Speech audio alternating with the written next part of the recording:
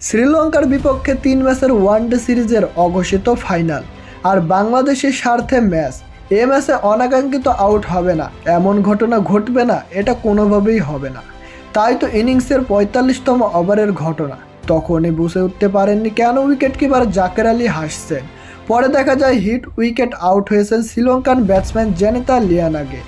Bat চালাতে গিয়ে তিনি পিছাতে একদম স্টাম্পে গিয়ে আঘাত করে তার পা, আর সাথে সাথেই বেলস পড়ে যায়। আর এর জেরেই আউট হতে হয় জেনিত লিয়ানাগে। 17 বলে 12 রান করে ফেলেন জেনিত লিয়ানাগে।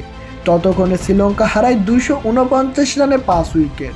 লিয়ানাগের পর দুর্দান্ত Shamim Hossain Patwari part time bowler হিসেবে ফিরিয়েছেন শ্রীলঙ্কার সর্বোচ্চ রান সংগ্রাহক কুশল মেন্ডিসকে।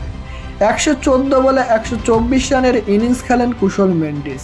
এর আগে 68 বলে 58 রানের ইনিংস খেলে কুশল মেন্ডিসকে দুর্দান্ত সঙ্গ দিয়ে গেছেন অধিনায়ক চারিতা আসলঙ্কা।